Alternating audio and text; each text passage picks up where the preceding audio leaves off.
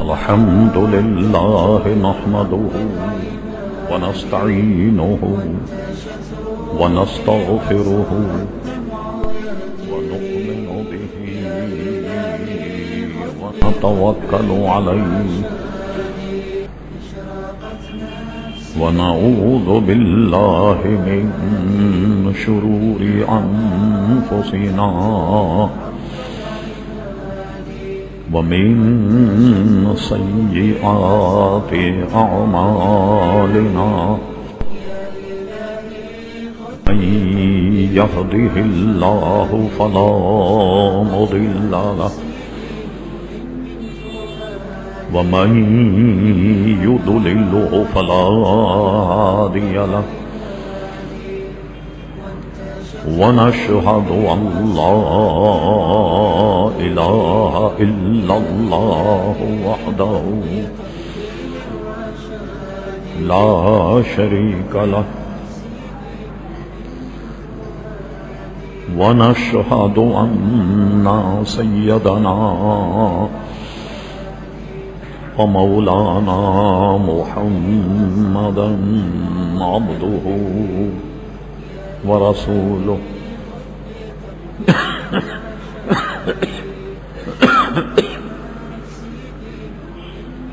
أرسله بالحق بشيرا ونذيرا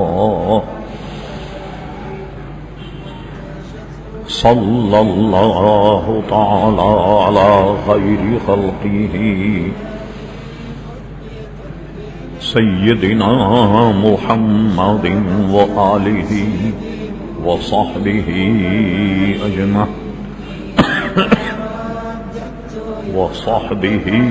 أجمعين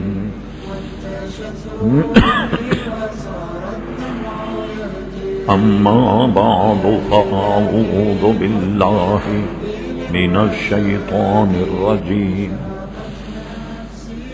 بسم الله الرحمن الرحيم قد جاءكم من الله نور وكتاب مبين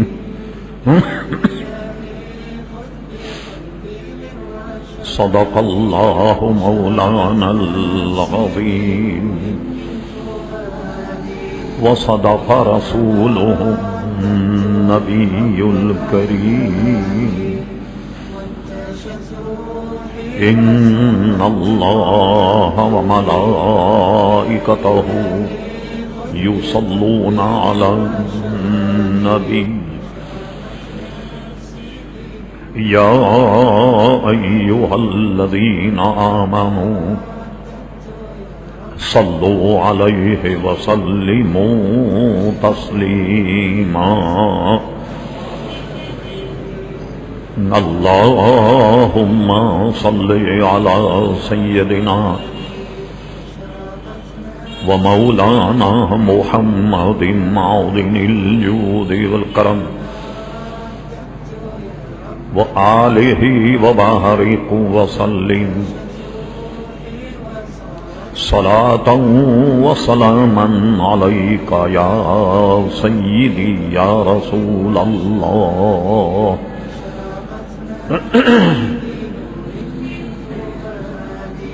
محترم حضرات، حمد و صلاۃ کے بعد قرآن مجید فرقان حمید سے ایک نہایت ہی معروف اور مشہور آیت مقدسہ تلاوت کرنے کا شرف حاصل کیا۔ قبل اس کے کہ کچھ عرض کیا جائے، اللہ تبارک و تعالی سے دعا ہے کہ وہ اپنے پیارے حبیب نبی نبی کریم رؤوف الرحیم علیہ افضل الصلاۃ والتسلیم کے صدقے و توفیق مجھے حق کہنے کی توفیق عطا فرما۔ ہم تمام حاضرین کو اللہ تبارک و تعالی حق سن کر حق کو قبول کرنے کی اور اس پر عمل کرنے کی توفیق عطا فرما۔ آپ کے علم ہے کہ ربیع الاول شریف کا آغاز ہو چکا ہے اور اس ماہ مبارک کا یہ پہلا جمعہ ہے۔ عموماً آپ نے دیکھا کہ ہم اپنے تقریروں میں پوری کوشش کرتے ہیں کہ اصلاحی تقریریں ہوں،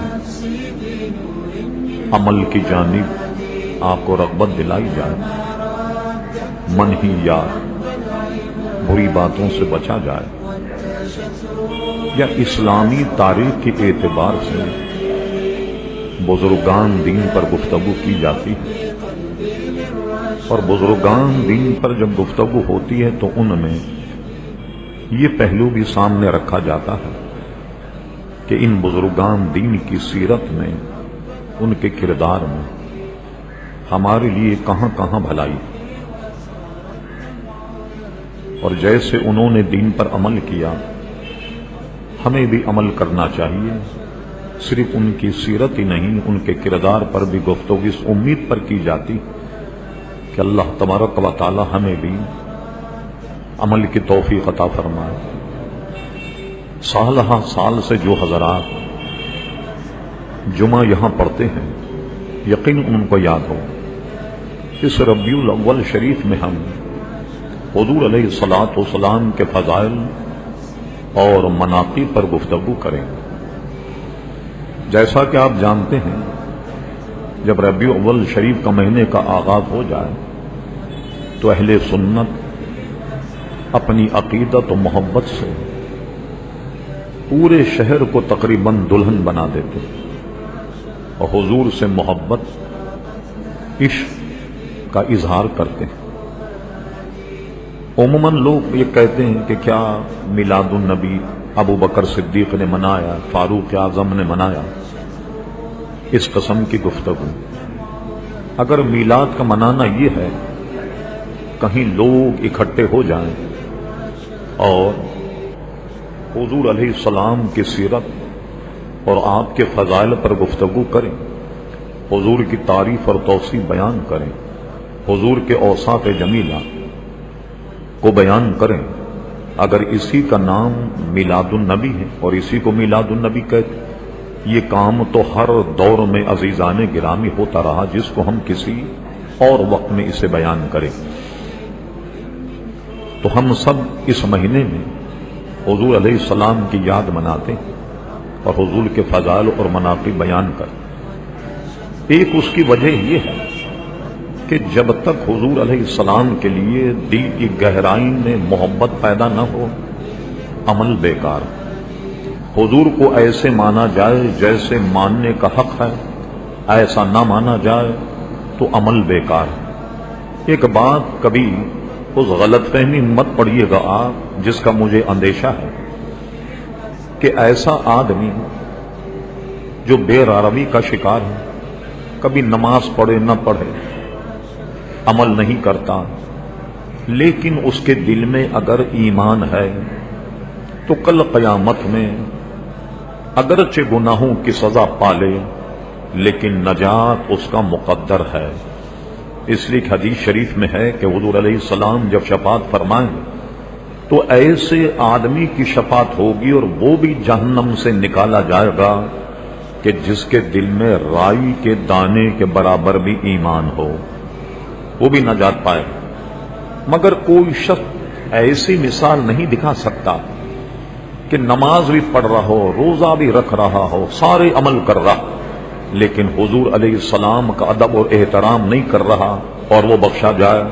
ایسی ایک مثال بھی آپ کو عزیزان گرامی نہیں ملے۔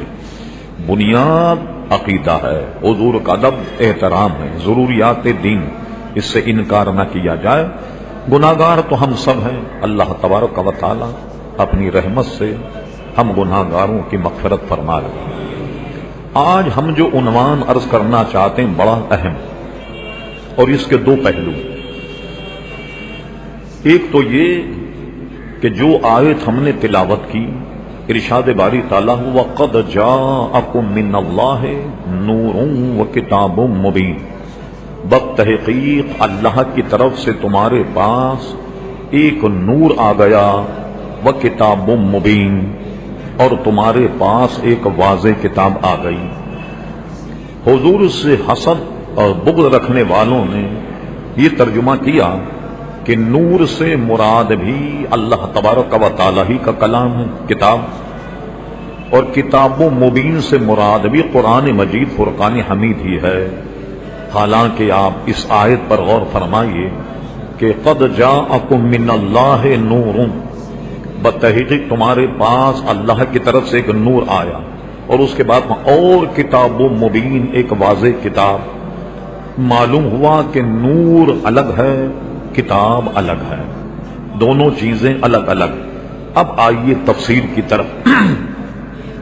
حضرت عبداللہ ابن عباس رضی اللہ تعالیٰ عنہ، جن کو سید المفسرین کہا جاتا ہے، ہم نے کسی اور موقع پر مکمل ان کا تعارف کرایا کہ یہ حضور علیہ السلام کے سگے چچازاد بھائی ہیں۔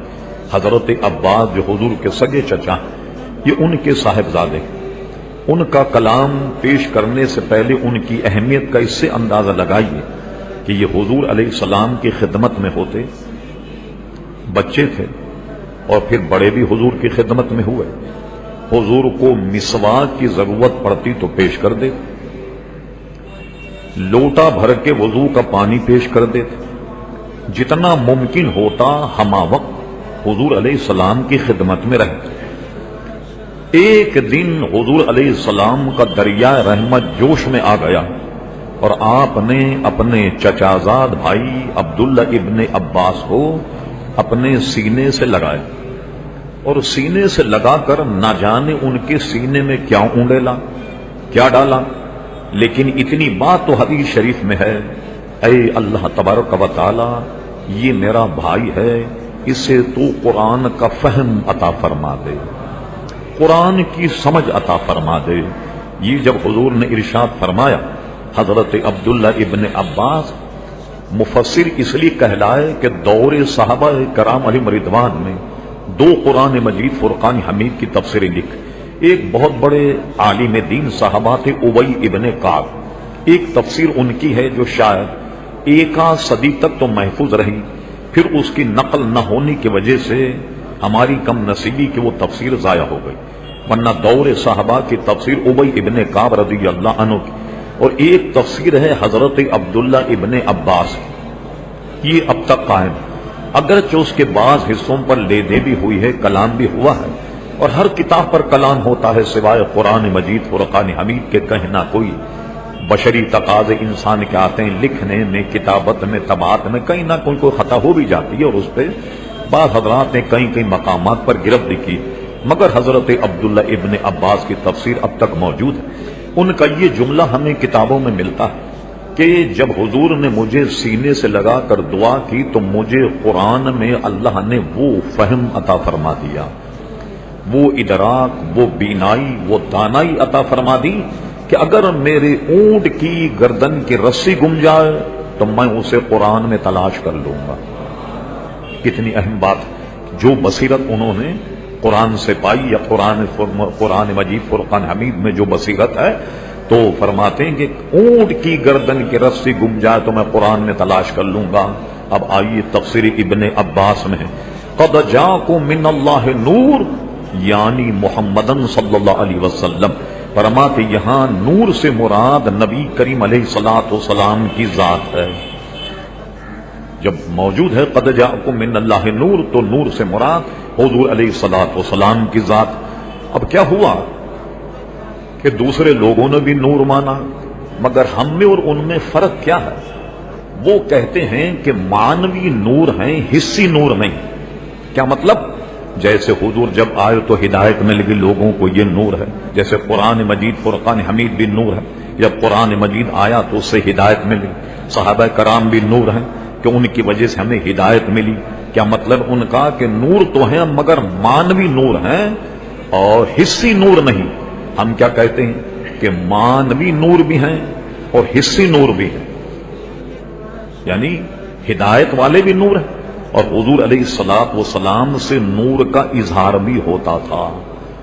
اور یہی وجہ ہے کہ نبی کریم علیہ الصلوۃ والسلام کا سایہ نہ سورج کی روشنی میں پڑتا نہ چاند کی روشنی میں پڑتا. اور ایک روایت یہ ہے کہ جناب حضور علیہ السلام جب چاند کی روشنی میں باہر آتے تو راوی کہتے ہیں کہ ہم نے دیکھا کہ حضور دھاری دھار جبہ پہنے ہوئے ہیں اور ہم نے دیکھا کہ آپ کی تابانی، آپ کی روشنی چاند پر غالب آ رہی. بعض روایتوں میں یہ ہے کہ آپ کی نورانیت سورج پر غالب آ رہی. یہ میں نہیں کر رہا، شیخ محقق شاہ عبدالحق محدث دہلوی کے مدارج النبوت ملاحظہ فرمائیے، اور اسی طرح امام جلال الدین سیوطی رحمۃ اللہ علیہ خصائص کبریٰ ملاحظہ فرمائیے، اور بے شمار کتابوں میں عزیزان گرامی اس کا ذکر آتا ہے. اور اسی طریقے سے رشید احمد گنگوہی صاحب نے اپنی کتاب امداد السلوک میں بھی استدلال اسی آیت سے کیا کہ قد جاءکم من اللہ نور، اس سے مراد نبی کریم علیہ الصلوۃ والسلام ہیں. اور پھر انہوں نے امداد السلوک میں یہ آیت بھی نقل کی کہ یا ایھا النبی انا ارسلناک شاہدا ومبشرا ونذیرا وداعیا الی اللہ باذنہ وسراجا منیرا. سراجا منیرا یعنی چمکا دینے والا چراغ، اور اعلیٰ حضرت کا ترجمہ کیا چمکا دینے والا آفتاب. سب نے کیا کیا کہ چمک دینے والا یا روشنی دینے والا چراغ یا چمکانے والا چراغ، اور اعلیٰ حضرت ترجمہ کیا کہ چمکا دینے والا سورج. ہم نے غور کیا کہ لوگوں نے تو یہ ترجمہ کیا کہ چمکا دینے والا چراغ، اور اعلیٰ حضرت ترجمہ کیا کیا چمکا دینے والا سورج. غور کرنے کے بعد یہ بات سمجھ میں آئی، اگر حضور کو چراغ مانا جائے بہت توجہ کے ساتھ، اگر ہم ایک چراغ لائیں اور اس چراغ کو اس چراغ سے روشن کر لیں، اب مجھے بتائیے یہ چراغ اگر بجھ جائے اس کی روشنی تو جاری رہے گی یا نہیں؟ ایک بات. پھر یہ بتائیے کہ اس چراغ سے اس چراغ کو جب جلایا جائے، دونوں چراغ جل رہے ہوں، اب یہ جس چراغ کو اس سے روشن کیا گیا کیا یہ اس چراغ کا محتاج رہے گا؟ ہرگز نہیں رہے گا. اعلیٰ حضرت ترجمہ کیا چمکا دینے والا آفتاب. چاند بھی آپ دیکھیے، ماہرین سے پوچھو، اور ہمارے یہاں بھی جو ماہرین ان کا بھی کہنا یہ، سائنس کا بھی کہنا یہ، چاند جو چمکتا ہے یہ سورج کی روشنی سے چمکتا. ستارے جو چمکتے ہیں سورج کی روشنی چمک. چاند کتنا ہی چمکے، ستارے کتنے ہی چمکے، مگر محتاج ہوں گے سورج کے. اس لیے دنیا میں جتنے بھی لوگ چمکے سب کے سب محتاج ہیں نبی کریم علیہ الصلوۃ والسلام. اس لیے ترجمہ کیا چمکا دینے والا آفتاب. لوگوں نے چمکا دینے والا چراغ اس کا ترجمہ کیا. غرض یہ تو ایک ضمناً بات آ گئی جب حضور علیہ السلام کے لیے فرمایا کہ چمکا دینے والا آفتاب یا چمکا دینے والا سورج، اور فرمایا قد جاءکم من اللہ نور، اللہ تبارک و تعالی نے آپ کو نور بنا کر کے بھیجا. تو عزیزان گرامی جب خود نہ چمکے تو دوسرے کو کیسے چمکائے؟ تو غور کیجئے، جب خود نہیں چمکتا دوسرے کو کیسے چمکائے گا؟ جب تک جو چیز لوگوں کو چمکانے والی خود نہ چمکے تو وہ دوسرے کو کیسے چمکائے؟ اس لیے حضور علیہ الصلوۃ والسلام نور ہیں اور لوگوں کو چمکاتے ہیں. اب آئیے حضور کے مانوی نور تو سب سمجھتے ہیں. حضور آئے، ظلمت دلالت مٹ گئی، لوگوں کو ایمان کا نور نصیب ہوا وغیرہ وغیرہ، اس میں کہنے کی ضرورت یہ سب جان. اب ہم یہ بتائیں کہ حصی نور کس طریقے سے؟ اب آئیے امام جلال الدین سیوطی اور تقریباً سیرت کی تمام کتابوں میں، اور اسی طرح شیخ محقق عبدالحق محدث دہلوی کہ راوی کہتے ہیں حضور علیہ السلام جلوہ گر ہوتے تو یہ آپ کے چہرے کی روشنی سامنے کی دیواروں پر پڑا کرتی. حضور علیہ الصلوۃ والسلام کے حلیے شریف میں یہ بات ہے کہ آدمی کے یہ بیچ کے دو دانت یہ جہاں ملتے ہیں تو ایک حسن و جمال کا کمال یہ تھا ان دانتوں میں، ان کے بیچ میں ایک سان تھی، ایک خلا تھا دونوں دانتوں کے درمیان. جب حضور مسکراتے تو فرماتے یہ دونوں دانتوں کے بیچ میں جو خلا ہے اس سے نور نکل کر سامنے دیوار پر پڑتا. ایک صحابی نے دوسرے صحابی سے پوچھا کیا حضور علیہ السلام کا چہرہ ایسا ہوتا جیسے تلوار ہوتی ہے، یعنی چمک اور دمک میں؟ انہوں نے کہا نہیں، حضور کا چہرہ ایسا نہیں تھا جیسے چمک دمک میں تلوار ہوتی ہے، بلکہ حضور علیہ السلام کا چہرہ چاند جیسا چمکدار تھا۔ بتائیے، یہ ساری باتیں احادیث کے کتب میں موجود ہیں کہ حضور علیہ السلام کے چہرے مبارک سے نور عزیزان گرامی نکلا کرتا تھا۔ اب آئیے خصائص کبریٰ امام جلال الدین سیوطی رحمت اللہ علیہ اور ابن عساکر جو تاریخ دمشق ہے بہت ضخیم، الحمدللہ ہمارے پاس 40 جلدوں میں تاریخ دمشق بھی موجود ہے۔ علامہ ابن عساکر نے اسے نقل فرمایا، ام المومنین حضرت عائشہ صدیقہ فرماتی کہ رات کا وقت تھا، میں کچھ سی رہی تھی سوئی سے، اندھیرا تھا تو سیتے ہوئے سوئی زمین پر گر گئی۔ اب میں نے اندھیروں میں اسے ٹٹولا، ہر چند میں نے تلاش کیا مگر سوئی نہیں ملی۔ اچانک نبی کریم علیہ السلام جب حجرے میں تشریف لائے تو آپ کے چہرے انور کی روشنی میں میرا حجرہ اتنا روشن ہو گیا کہ میں نے سوئی اٹھا لی۔ جو سوئی میں ڈھونڈ رہی تھی میں نے وہ سوئی اٹھا لی۔ اسی حدیث کا ترجمہ اعلی حضرت امام اہل سنت مولانا شاہ احمد رضا خان فاضل بریلوی رحمت اللہ علیہ اپنے ناک کے ایک شعر میں کہا، سو زن گم شد ملتی ہے تبسم سے تیرے، شام کو صبح بناتا ہے اجالا تیرا۔ تو حضور علیہ السلام اندھیرے میں داخل ہو جائیں تو روشنی ہو جایا کرتی تھی عزیزان گرامی۔ اب آئیے اس پہ ایک اعتراض وارد ہو گیا، وہ یہ ہے کتاب اللیل، جب حضور تہجد کی نماز پڑھا کرتے ام المومنین حضرت عائشہ صدیقہ فرماتی ہیں کہ کمرے میں اندھیرا ہوتا اور حضور علیہ السلام نماز پڑھتے۔ یہ ہماری طرح اس وقت کر و فر بہت بڑے بڑے مکانات نہیں، چھوٹے چھوٹے حجرے ہوتے، کچھ سامان اور کچھ ضروریات بھی رکھی ہوتی تو چلنے پھرنے کی جگہ بہت کم میسر آتی۔ حضور علیہ السلام رات میں جب نماز پڑھاتے میں سامنے لیٹی ہوتی تو حضور علیہ السلام سجدہ کرتے میں میرے پیر کو اس طریقے سے حرکت دیتے تو میں اپنے پیروں کو سمیٹ لیتی اور حضور علیہ السلام سجدہ فرماتے۔ کہ یہاں تو حضرت ام المومنین کہتی کہ اندھیرا ہوتا تھا اور میں اپنے پیروں کو سمیٹتی اور حضور علیہ السلام سجدہ فرماتے۔ یہ بھی سمجھنے کی بات، یہ سمجھنے کی بات اس لیے عزیزان گرامی، یہاں نور کی نفی نہیں، اظہار نور کی نفی کہ نور ظاہر نہیں ہوا۔ اس کی وجہ کیا ہے؟ بڑا طویل کلام ہے، اتنا وقت ہوتا نہیں کہ حضور علیہ السلام تمام کمالات کے ایسے جامع ہیں کہ جب چاہے اللہ تبارک و تعالی حضور پر بشریت کو ایسے غالب کر دے کہ نورانیت چھپ جائے، اور کبھی نورانیت کو ایسا غالب کر دے کہ بشریت چھپ جائے۔ مثال کے طور پر طائف کے میدان میں حضور کو جب پتھر مارے گئے تو آپ کی پیشانی سے خون نکلنے لگا۔ ظاہر خون انسان میں نکلتا ہے، خون تو بشر میں نکلتا ہے۔ جب خون نکلا معلوم ہوا یہاں بشریت غالب، اور جبریل امین شب معراج راوی کہتے ہیں کہ جبریل امی آئے اور انہوں نے یہاں سے یہاں تک شگاف لگایا، حضور کے سینے کو چیرا۔ راوی نے پوچھا کہ یہاں سے یہاں تک کا کیا مطلب؟ کہنے لگے یہاں سے ناف تک، اس طریقے سے چیرا اور حضور کے سینے کو کھولا، دل کو نکالا، زمزم شریف سے دھویا اور دل کو اپنی جگہ رکھا، پھر سینے کو بند کر دیا، ایک قطرہ خون بھی نہیں نکلا۔ نہ بتائیے کہ پورا سینہ چاک کرنے میں کیا خون نہیں نکلتا؟ کیا اذیت نہیں ہوتی؟ کیا تکلیف نہیں ہوتی؟ اب کیسے اس میں تطبیق کریں گے ہم آہنگی کہ اس وقت جب جبریل امین نے سینہ چاک کیا تو اس پر حضور کی بشریت اور نورانیت اتنی غالب تھی کہ سبحان اللہ کوئی تکلیف ہی نہیں ہوئی۔ اور طائف کے میدان میں بشریت غالب کہ جب پتھر لگے تو حضور کے پیشانی اور جسم مبارک سے خون بھی بہنے لگا۔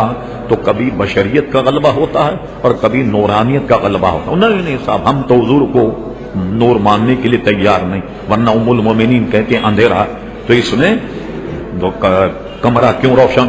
میں اس کا جواب دوسرا دیتا ہوں۔ اب آپ اندازہ فرمائیے کہ فرشتے، یہ ہمارا بنیادی عقیدہ ہے کہ فرشتے نورانی مخلوق ہیں۔ اللہ تعالیٰ نے نور سے پیدا فرمایا فرشتوں کو، اور یہ قرآن مجید گواہ ہے، سینکڑوں احادیث مقدس گواہ ہیں کہ 2 فرشتے ہمارے کندھوں پر ہوتے ہیں۔ یہ تو ہمارا ایمان ہے یا نہیں؟ جو نیکی اور بدی کو لکھتے ہیں۔ یہ بتائیے کہ جب بتی چلی جائے، جب اندھیرا ہو جائے، کیا آپ انکار کریں گے فرشتے نوری مخلوق نہیں؟ اگر فرشتے نوری مخلوق ہوتے، یہ تو 2 ہمارے کندھے پر بیٹھے ہوئے، تو ہمارا مکان کیوں روشن نہیں ہوتا؟ پھر تو بجلی کی بھی ضرورت نہیں پڑے آپ۔ کیا وجہ کیا ہے کہ یہاں اظہار نور کی نفی ہے کہ نور ظاہر نہیں ہوا، یہ نہیں کہ فرشتے نور نہیں۔ اور سنیے قرآن مجید فرقہ میں اللہ نور السماوات والارض، اللہ تبارک و تعالی زمین آسمان کا نور ہے۔ ہمیں نور کے معنی ہم اگر چمک دمک لیں تو یہ اچھا نہیں ہوگا کہ وہ اپنی شان کے مطابق ہے نور۔ لیکن یہ بتائیے کوئی یہ کہے کہ جب بتی چلی جائے تو کیا اللہ تبارک و تعالیٰ کے نور سے کائنات روشن ہو جاتی ہے؟ تو یہ اعتراضات بالکل لغو ہیں۔ کبھی بشریت کا غلبہ ہوتا ہے، کبھی نورانیت کا غلبہ ہوتا ہے۔ پھر حدیث سنیے، یہ نکات ہے، پوری نہیں۔ ایک مرتبہ حضرت فاطمہ رضی اللہ عنہا کے گھر حضور تشریف لے گئے، دروازہ کھٹکھٹایا، حضرت فاطمہ نے شکایت کی، یا رسول اللہ صلی اللہ علیہ وسلم 3 دن ہو گئے کہ کوئی لقمہ میرے پیٹ میں نہیں گیا، 3 دن سے میں نے کچھ کھایا نہیں۔ حضور نے ارشاد فرمایا، بیٹی کیا تو اس بات پر راضی نہیں کہ اللہ تبارک و تعالیٰ نے تجھے جنتی عورتوں کا سردار بنا دیا؟ پھر اس کے بعد اپنے شکم سے کپڑا اٹھایا، فرما تو نے تو 3 دن نہیں کھایا اور تیرے والد کے تو پیٹ میں 7 دن ہو گئے کہ کوئی لقمہ نہیں گیا۔ اللہ اکبر! آپ نے دیکھا یہ بشریت کا تقاضا ہے۔ کیا مطلب؟ یہاں بشریت غالب۔ اب آئیے جہاں نورانیت غالب ہے تو کیا ہے؟ حضور نے روزہ رکھا، اس کو کہتے ہیں وصلی روزہ۔ وصل دیدار کو بھی کہتے ہیں، وصل ملانے کو بھی کہتے ہیں۔ دیدار کو وصل اسی لیے کہتے ہیں کہ جناب اس میں آپ کی ملاقات آپ کے مخصوص سے ہو جائے، جو مراد ہے آپ کی اس سے آپ کی ہو جائے۔ اس کو غالب نے اردو ادب میں بھی کہا، یہ نہ تھی ہماری قسمت کے وصال یار ہوتا۔ وصال کا مطلب کیا ہے؟ ملنا، دیدار کرنا۔ اور کسی بھی دیندار آدمی کو ادباً یہ مر گیا، ہم ایسا نہیں کہتے، یہ ادب میں کہتے ہیں انتقال ہو گیا، یہاں ہم کہتے ہیں اس کا وصال ہو گیا۔ یہاں وصال کیسے مانوی طور پر کس طریقے سے ٹھیک ہوگا؟ وصال ہو گیا، کیا مطلب ہے؟ وصال کے معنی ہے دیدار ہو گیا یا مل لیا۔ اس لیے کہ ہمارے ایمان ہے کہ قبر میں ہر مومن حضور علیہ السلام سے ملے گا جب حضور کا دیدار کرے گا۔ اس لیے بزرگان دین اور مومن کے انتقال اور مرے ہوئے دن کو یوم وصال کہتے ہیں۔ یہ وہ دن ہے کہ جس میں وصال ہوا، یعنی قبر میں نبی کریم علیہ الصلوۃ والسلام کا دیدار ہوا۔ تو وصل کے معنی آئے ملانے۔ حضور وصلی روزہ رکھتے، کیا ملاتے؟ سبحان اللہ! نہ سحری کرتے نہ افطار، آج دن کے روزے کو دوسرے دن سے ملا دیتے۔ وصلی روزے کتنے دن تک؟ 40 دن، 50 دن تک حضور روزہ رکھتے۔ صحابہ کرام جو اس بات میں حضور کے بڑے مستعد تھے کہ جناب جو حضور کام کرے وہی کام وہ کرتے، انہوں نے رکھنا شروع کر دیا۔ ایک مجھ آپ جیسا آدمی صحابہ کرام علیہ رضوان بتقاضۂ بشریت کیا 2-3 دن بھوکا اور پیاسا رہ سکتا ہے؟ حضور نے دیکھا کہ وہ چلنے میں لڑک رہے ہیں، ادھر ادھر ہو رہے ہیں، ضعف پیدا ہو گیا، کمزوری پیدا ہو گئی۔ حضور نے بلایا، فرمایا کیا بات، کیا کر رہے ہیں؟ کہا حضور ہم آپ کی نقل کر رہے ہیں، جیسے آپ نے روزہ رکھا 40 دن یا 50 دن ہم نے بھی روزہ رکھ لیا۔ حضور نے ارشاد فرمایا ایکم مثلی، کوئی تم میں میری مثال ہے؟ اگر تم میں کوئی مجھ جیسا آدمی ہے؟ پوری جماعت صحابہ کرام میں سے ایک کھڑا ہو جاتا، کہتا جی قرآن مجید میں تو یہ ہے کہ جناب قل انما انا بشر مثلکم، کہ نبی علیہ الصلوۃ والسلام تو تمہاری طرح بشر، تو ہم بھی اور آپ بھی ایک ہی جیسے۔ ایکم مثلی، کو تم میں ہے کوئی میری مثال؟ صحابہ کرام پر سکوت طاری ہو گیا۔ فرمان میرا رب کسی دنیا میں مجھے کھلا دیتا، میرا رب کسی دنیا میں مجھے پلا دیتا۔ اللہ اکبر! تو آپ نے دیکھا وہاں پیٹ پر پتھر بندھا ہوا ہے، یہ بشری تقاضا۔ یہاں بشریت غالب، جہاں نورانیت غالب ہو تو وہاں جناب 40 دن تک حضور علیہ الصلوۃ والسلام کھانا تناول نہیں فرما رہے ہیں۔ تو کیا مطلب؟ یہاں نورانیت کا غلبہ۔ اور دونوں حضور علیہ السلام کی صفات ہیں کہ جب چاہے اللہ بشریت کو غالب کر دے، جب چاہے نورانیت کو غالب کر دے۔ تو اب یہ سارے اعتراض ختم ہو گئے جی وہ کھاتے کیوں تھے، پیتے کیوں تھے، چلتے کیوں تھے، وغیرہ وغیرہ، سارے اعتراض اس سے ختم ہو گئے۔ اب آئیے، چونکہ حضور علیہ الصلوۃ والسلام نور ہیں، اس لیے آپ کے جسم کا سایہ زمین پر نہیں پڑتا تھا۔ وجہ کیا ہے اس کی، کیا خوب ذہن میں رکھیے، سایہ کس چیز کا پڑتا ہے کہ ایک طرف ہو نور اور اس کے سامنے ہو کثافت۔ جب کثافت ہوگی تو جب ادھر سے نور ڈالیں، پیچھے اندھیرا ہے، اب سایہ زمین پر پڑے گا۔ اور حضور علیہ السلام کی ذات اتنی منور تھی، اس قدر نورانیت سے حامل تھی کہ حضور علیہ الصلوۃ والسلام کا سایہ نہ چاند کی روشنی میں پڑتا، نہ سورج کی روشنی میں پڑتا۔ اور حضور علیہ السلام کا سایہ اس لیے نہیں پڑتا تھا کہ آپ سراپا نور تھے، اس لیے سایہ نہیں پڑتا۔ اب آئیے، یہ بہت پرانی بات ہے، 1959 میں ایک رسالہ دیوبند سے نکلتا تھا، تجلی دیوبند۔ اس نے بڑی کوشش کر کے یہ الزام لگایا کہ مولانا احمد رضا خان صاحب نے ایک نئی بات کر دی، حضور علیہ السلام کا سایہ نہیں ہوتا۔ اب کیا تھا، مولانا کے جتنے ماننے والے تھے سب انہوں نے بھی کہنا شروع کر دیا کہ حضور علیہ السلام کا سایہ نہیں تھا، حضور علیہ السلام کا سایہ نہیں تھا۔ ایک غلط بات ہے جو لوگوں میں پھیل گئی اور اس پر مضمون چھپا، اعلی حضرت کی تقلید کی، اعلی حضرت کے پر پھپتیاں کسی، اعلی حضرت فاضل بریلوی رحمت اللہ علیہ کا مذاق کیا۔ اب آئیے، یہ پورے اپنے سرمائے میں سے 3 حدیثیں لائیں کہ یہ حضور کا سایہ پڑتا تھا۔ ام المومنین حضرت عائشہ صدیقہ نے فرمایا کہ میں نے دیکھا کہ میری طرف ایک ذل کہتے ہیں سائے کو عربی، وہ میری طرف آ رہا تھا اور وقت تھا نصف نہار کا، بالکل دوپہر کا وقت تھا، تو میں نے ایک ذل کو، ایک سائے کو آتا ہوا دیکھا۔ اس لیے ام المومنین کہتی ہے، میں نام نہیں دے رہا، بس خالی مضمون بیان کر رہا ہوں، بڑی طوالت اس میں، کہ ایک ام المومنین کا گھوڑا بیمار ہو گیا۔ آپ نے دوسرے ام المومنین سے کہا کہ تمہارے پاس ایک اضافی گھوڑا ہے، تم انہیں اپنا گھوڑا دے دو۔ انہوں نے کچھ ایسی سخت بات کہی کہ حضور علیہ السلام ناراض ہو گئے، اور پھر ناراض ہوئے تو ایک عرصے تک ناراض ہوئے۔ انہوں نے اپنی چارپائی کھڑی کر لی، اپنا بوریا بستر باندھ لیا، اور حدیث شریف میں کہ میں سمجھ گئی کہ اب شاید مجھے حضور علیہ السلام کی ضرورت نہیں۔ اتفاق سے انہوں نے بھی یہی لفظ استعمال کیا، نصف نہار کا وقت تھا، میں نے ایک سائے کو آتا ہوا دیکھا۔ حضور علیہ السلام گویا تشریف لائے تو کیا ہوا، میں سمجھ گئی کہ اب حضور علیہ السلام نے مجھے درگزر کر لیا، مجھے معاف کر لیا۔ تیسری حدیث بھی اس سے ملتی ہوئی ہے۔ اب آئیے، یہاں سب سے پہلی بات ام المومنین حضرت عائشہ صدیقہ یا دوسری ام المومنین کہتی ہیں میں نے اپنی طرف سائے کو آتے ہوئے دیکھا۔ اگر یہ وقت عصر کا ہوتا تو آدمی تو پیچھے ہوتا، سایہ آگے ہوتا۔ جب دونوں حدیثوں میں کہ نصف نہار کا مطلب کیا ہے، نصف نہار، سورج جب بالکل سر پر آ جائے، اب بتائیے کیا سایہ زمین پر پڑتا ہے؟ اب پوچھے ام المومنین آپ نے سایہ کہاں دیکھا؟ اس وقت تو سایہ بالکل آدمی کے قدموں میں ہوتا، آپ کھڑے ہو جائیے دوپہر میں، ہمارے یہاں کیلنڈر میں لکھا ہوا ایک بار ظہوہ کبریٰ، جس وقت سورج بالکل سر پر آ جائے، یہ ہمارے یہاں پاکستان، ہندوستان، افغانستان پورے میں یہ وقت تقریباً 45 منٹ، 50 منٹ، تقریباً 55 منٹ، یہ ہر موسم میں وقت کے اعتبار سے ہوتا ہے۔ سعودی عرب یہ دنیا کے ایسے خطے پر ہے کہ یہاں یہ ظہوہ کبریٰ جس کو ہم زوال کہتے ہیں، یہ وقت وہاں کبھی 12 منٹ ہوتا، کبھی 10 منٹ، کبھی 13 منٹ، کبھی 14 منٹ۔ غرض یہ کہ نصف نہار میں سایہ آدمی کا بالکل قدموں میں ہوتا ہے۔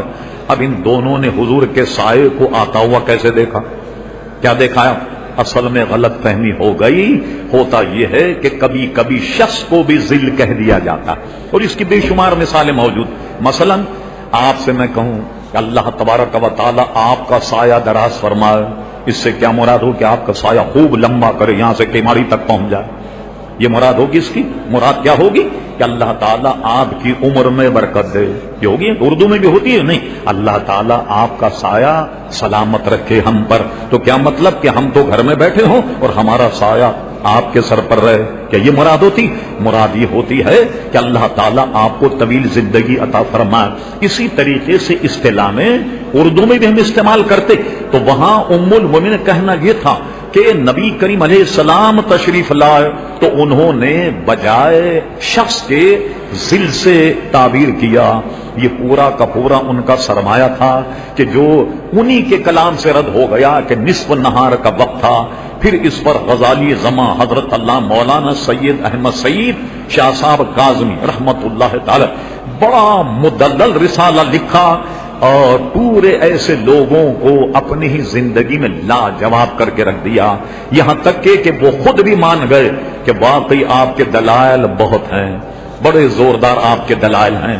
اب آئیے، کہتے ہیں کہ جھوٹ بولے آدمی تو حافظہ نہیں ہوتا. رشید احمد گنگوئی صاحب سے پوچھا فتاوی رشیدیہ میں کہ حضور کا سایہ تھا؟ کہنے ہاں سایہ تھا. کا جو نوادر اصول کی روایت ہے جو حکیم ترمذی کی، اس میں تو یہ روایت ہے کہ حضور علیہ الصلوۃ والسلام کا سایہ نہیں پڑتا. کہنے لگے حضور کا سایہ تھا اور نوادر الاصول کی حدیث کا بندے کو علم نہیں. یہ جواب دے دیا. مگر رشید گنگوئی خود بھول گئے کہ اپنی کتاب وہ امداد السلوک میں بڑے دلائل کے ساتھ انہوں نے ثابت کیا کہ حضور علیہ الصلوۃ والسلام کا سایہ نہیں تھا. کیوں نہیں تھا سایہ؟ کہ حضور علیہ الصلوۃ والسلام سراپا نور تھے، اس لیے حضور صلی اللہ تعالی علیہ وسلم کا سایہ زمین پر نہیں پڑتا تھا. اب آئیے، نوادر اصول کی روایت سے پتہ لگا کہ حضور صلی اللہ تعالی علیہ وسلم کا سایہ زمین پر نہیں پڑتا تھا. کیوں نہیں پڑتا تھا؟ سایہ ہمیشہ کثیف چیز کا ہوتا ہے، لطیف چیز کا نہیں ہوتا. اب آئیے میں آپ کو حضرت مجدد الفسانی علیہ رحمت یزدانی کے مکتوبات کی طرف آپ کی توجہ کرتا ہوں. حضرت مجدد الفسانی سے پوچھا گیا، بڑا غور سے سنیے کیا نقطہ بیان کیا. کہا کہ یہ بتائیے حضور علیہ السلام کا سایہ تھا یا نہیں تھا؟ انہوں نے کہا دیکھیے، سایہ ہوتا ہے لطیف اور جسم ہوتا ہے کثیف. جب اللہ تبارک و تعالیٰ نے بڑے دو جملوں میں فارسی کی اس بات کو بیان کر دیا، سایہ ہوتا ہے لطیف اور جسم ہوتا ہے کثیف، اور ساری کائنات میں اللہ تبارک و تعالیٰ نے حضور علیہ الصلوۃ والسلام سے لطیف کوئی چیز پیدا نہیں فرمائی، تو حضور کے سایہ ہونے کا سوال ہی پیدا نہیں ہوتا. اگر حضور کا سایہ مانا جائے تو لازم یہ آئے گا کہ سایہ تو ہے لطیف اور جسم ہے کثیف، اور حضور علیہ الصلوۃ والسلام تمام انسانی جو غلاظت برائی ان سب سے بالکل پاک صاف اور طیب، ساری کثافت سے پاک طیب اور طاہر تھے. یہ بہت بحث دور عزیزان گرامی چلی جائے. حضور علیہ السلام کے پسینے کی تعریف گاہے گاہے آپ نے سنی ہوگی. حضور علیہ السلام کے بدن میں کوئی چیز کثیف تھی نہیں، اور یہ بخاری شریف میں کے فضائل پر پورا باب. حضور علیہ الصلوۃ والسلام اپنی ناک سنکتے. ہماری ناک تو بدبودار، جس وقت اس کو پھینکنے کی کوشش کرتے تو صحابہ کرام اسے ہاتھ میں لے کر اس طرح مل کر چہرے پہ ملتے اور اپنے کپڑوں پر مل لیا کرتے تھے، اس لیے کہ حضور کی کوئی چیز کثیف تھی ہی نہیں، کوئی چیز حضور علیہ السلام کی کثیف تھی ہی نہیں. ایک مولانا روم کا نقطہ سنیے، تو وقت بہت کم ہوتا، پھر ہم ذرا سا آگے چلتے ہیں وقت مناسب پر. مولانا روم رحمت اللہ علیہ فرماتے کہ میرے عزیز بڑے اچھے انداز میں تو نے ہرن کو دیکھا ہے؟ دو ہرن ایک ہی گھاٹ پر چرے، ایک ہی گھاٹ سے پانی پیا، جنگل میں گھوم رہے ہیں. ایک سے غلاظت نکلتی ہے اور ایک سے مشک نکلتی ہے خالص. وہ مشک کیا ہے؟ یہ جیسے بچوں کا ٹینس وغیرہ کھیلنے کا چھوٹا سا بال ہوتا، یہ اس طریقے سے ہرن کے ناف پہ پیدا ہو جاتا، ناف پر پیدا ہوتا. اب کیا کرتے ہیں لوگ؟ ہرن کو پکڑتے ہیں جہاں جہاں بھی یہ مشک گویا وہ ہیں، مشک ختن بھی کہا گیا. تو مشک ختن کی ہم نے تعریف لغت میں یہ پڑھی کہ چینی ترکستان یعنی انتہا ہے جو چین سے سرحد ملتی ہے ترکی کی، ایک بیچ میں ایک ایسا حصہ ہے جس کو چینی ترکستان کہتے ہیں. تو کہتے ہیں یہ اس کا نام ختن، اور وہاں کی مشک جو ہے سب سے زیادہ مشہور اور معروف کہلاتی ہے، جس کو اعلی حضرت فاضل بریلوی ندوی اس کو ہدایت بخشیں بیان کیا. اس کو میں کوٹ نہیں کر رہا، وقت اتنا نہیں ہے. تو یہ کیا کرتے ہیں؟ یہاں سے کاٹتے چھری سے، کہیں کوئی خون وغیرہ نہیں نکلتا، نظام قدرت. اب اس کو لے کر دھوپ میں رکھ دیتے. دھوپ میں رکھنے کے بعد جب وہ اپنے منزل پر پہنچ جائے، اس کو اس طریقے سے جب پھاڑتے ہیں وہ پورا کھال میں ایک گولا ہوتا، جب اس کو پھاڑتے اس میں سے باریک صفوف نکلتا، وہ اتنا خوشبودار ہوتا، اتنا خوشبودار، کوئی آدمی اس سے سونگے تو ناک سے خون بہنے لگ جاتا، اس کی اتنی زیادہ خوشبو۔ پھر اس کو ایک حکمت سے دوسری خوشبوات ملا کر کے پھر اس کو لگانے کے قابل بنا جاتا۔ مولانا روم کہتے میرے عزیز، دو ہرن ہیں، ایک ہی گھاٹ پر چرے، ایک ہی گھاٹ سے پانی پیا، ایک سے غلاظت نکلی، دوسرے سے مشک۔ پہلی بات، پھر دوسری بات فرماتے ہیں دو مکھیاں ہیں، دونوں ایک ہی جگہ بیٹھی، ایک ہی درخت پر اس نے رس لیا، ایک ہی درخت سے پھول کو چوسا، اور ایک سے خالصتاً غلاظت پیدا ہوئی، اور ایک سے خالی شہد، جس کو اللہ تبارک و تعالیٰ شفاء الناس، شفاء للناس، انسانوں کے لیے اس میں شفا ہے۔ یہ تھے تو دونوں طرف، دونوں مکھیاں ایک ہی درخت پر چلی، ایک سے خالی شہد اور ایک سے غلاظت پیدا ہوئی۔ تو فرماتے ہیں ایک پانی ہے، دونوں ایک رنگ کے ہیں، مگر پیو تو ایک پانی کھاری، دوسرا پیو پانی میٹھا ہے، دیکھنے میں دونوں ایک نظر آتے۔ فرما اب تجھے عقل لینی چاہیے، ہم بھی کھاتے ہیں مگر ہم سے غلاظت نکلتی، وہ جو کھاتا ہے نور بن جاتا۔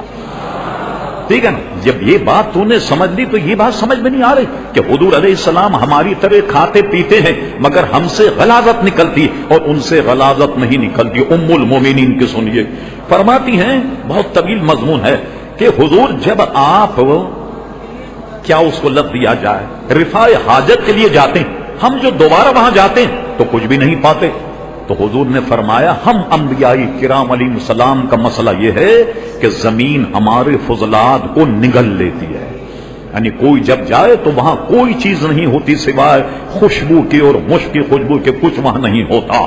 تو آپ نے اس لیے فرمایا مجدد صاحب نے کہ سایہ لطیف ہوتا، جسم کثیف ہوتا اور کثافت کی وجہ سے سایہ پڑتا۔ جب حضور علیہ السلام سے لطیف دنیا میں کوئی شے نہیں تو حضور کا سایہ کیسے پڑے؟ اگر حضور کا سایہ مانا جائے تو ماننا پڑے گا حضور کا جسم کثیف ہے اور سایہ لطیف ہے، تو سایہ حضور سے بڑھ گیا، یہ شرن کیسے جائز ہوگا؟ اب آئیے ہم گفتگو کو سمیٹ کر وہ بات کہیں جو آپ کے دل پر منقش ہو جائے، اور یہ پیارے مصطفیٰ صلی اللہ علیہ وسلم کی فضیلت دیکھ۔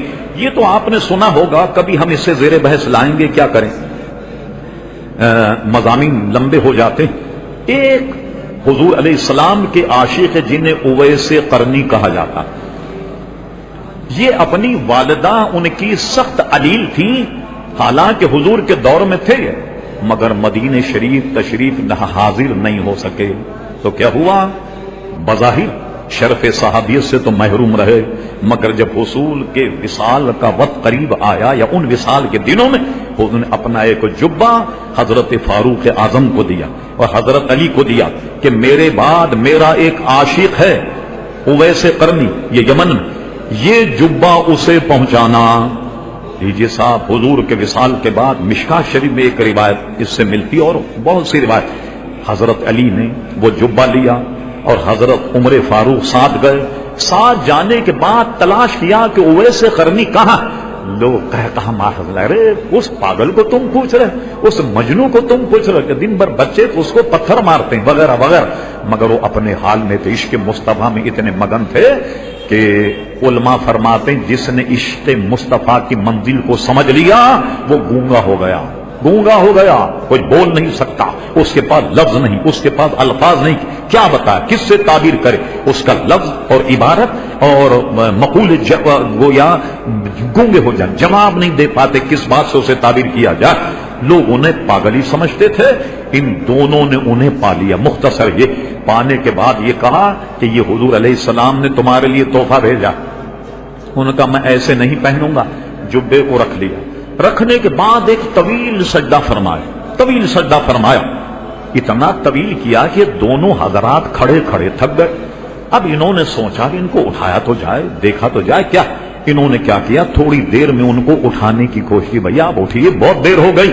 فرما تم نے بڑی جلدی کی مجھے اٹھانے میں نے اس جبے کو رکھ کر اپنے رب سے یہ کہا کہ مولا یہ جب پہنوں گا کہ جب ساری امت محمدی کی مغفرت ہو جائے، اور تم نے جلدی کی ورنہ ساری امت کو بخشوا لیتا، لیکن اب جب تم نے اٹھایا تو میرے رب نے یہ وعدہ کیا آدھی امت محمدی بخشی گئی۔ یہ واقعہ حدیث کی کتاب ہم تفسیر کتاب. اب آئیے میں کیا کہنے والا ہوں. پانی پت کے ایک بزرگ گزرے ہیں سید غوث علی شاہ پانی پتی. ان کی کتاب ہمارے یہاں موجود ہے تذکرہ غوثیہ. وہ فرماتے میں پانی پت ہندوستان سے چلا یمن, اور میں نے سوچا حضرت اویس قرنی کے عرس میں شرکت کی جائے. وہ عرس میں گئے, اور یہ یاد رہے تذکرہ غوثیہ پر بہت زیادہ لیدے ہوئی تصوف کے مسائل پر اعلی حضرت نے بھی گرفت کی ہے. یہ ایک الگ مسئلہ ہے, لیکن اپنی کتاب میں یہ عبارت موجود ہے, نشان لگا ہوا, جب چاہیں ہمارے پاس آ کر اس کو دیکھ لیجئے گا. وہ فرماتے میں یمن گیا اور میں نے دیکھا کہ جب حضرت اویس قرنی کا جبہ جو آج تک موجود, آج تک رکھا, ان کے عرس پر نکالا جاتا. کہاں میں نے دیکھا عرس میں جب نکالا گیا کسی کو آنے, اس کو رکھا, رکھنے کے بعد میں نے غور سے دیکھا کہ اس کا سایہ زمین پر نہیں پڑ رہا تھا. اس کا سایہ زمین پر نہیں دیکھا میں نے, جبے کا ایسے رکھا ہوا نمائش ہو رہی, مگر اس کا سایہ زمین پر نہیں پڑ رہا تھا. میں رک گیا. میری خواہش یہ تھی کہ کاش کوئی ایسا وقت آ جائے کہ یہ جبہ میں اپنے سر پہ رکھوں. ہر آدمی ایسی برکت کی چیز اپنے سر پہ رکھتا ہے, یا کم سے کم اس کو مس کر کے اپنے چہرے پہ پھیر لیا کرتے ہیں وغیرہ وغیرہ. میں وہاں رک گیا. میں نے ان کے متولی سے کہا میری خواہش یہ, گویا میں ایک دور سے آیا ہوں پانی پت ہندوستان سے, اگر تم میرے سر پر رکھ دو تو یہ تمہاری بڑی مہربانی ہوگی اور میرے لیے بڑی باعث برکت ہوگی. اب سنیے سننے والی چیز. کہتے ہیں دوپہر کا وقت تھا, انہوں نے جبہ جب میرے سر پہ رکھا, کل پرسوں تو میں نے دیکھا کہ جبہ وہاں موجود تھا, اس کا سایہ زمین پر نہیں پڑ رہا. کہتے ہیں کہ جب میں نے اسے اپنے سر پر رکھا, قسم خدا کہ میرا سایہ بھی غائب ہو گیا. جب میں نے اسے رکھا تو میرا سایہ بھی زمین پر نہیں پڑ رہا تھا. یہ حضور کی لطافت, یہ حضور علیہ الصلوۃ والسلام کا عزیزان گرامی, آپ نے دیکھا فضیلت, یہ رفت, یہ بلندی کہ حضور صلی اللہ تعالی علیہ وسلم کا بدن بے سایہ تھا. اور تو حضور علیہ السلام کا سایہ کوئی نہیں تھا. یہی منظور تھا رب کو کہ سایہ نہ بنے, ایسے یکتا کے لیے ایسے ہی یکتائی. جیسے اللہ نے ان کو یکتا پیدا کیا وہ ایکتا ہی رہے, ان کا سایہ بھی ان کی مثل نہیں بن سکے. اور کسی نے خوب کہا کہ کتنی عجیب بات ہے کہ حضور علیہ السلام بے سایہ. اور رشید احمد گنگو نے کہا یہ تواتر کے ساتھ ثابت ہے کہ حضور کا سایہ نہیں تھا. امداد و سلوک اٹھائیے آپ, تواتر سے ثابت, ہر دور میں کہا گیا کہ حضور کا سایہ نہیں تھا. تو فرماتے ہیں کہ جناب یہ کتنی عجیب بات کہ آپ کا سایہ زمین پر نہیں پڑتا تھا, مگر ہم سب ساری مخلوق حضور کے سائے میں پل رہی ہے. نتیجہ نکلا کہ حضور سراپا نور ہے, اور حضور کے جسم اقدس کا سایہ زمین پر نہیں پڑتا تھا. وما علینا الا حينما رددت يا رب العباد وانتشت روحي وصار الدمع يجري يا إلهي خذ بقلبي للرشاد.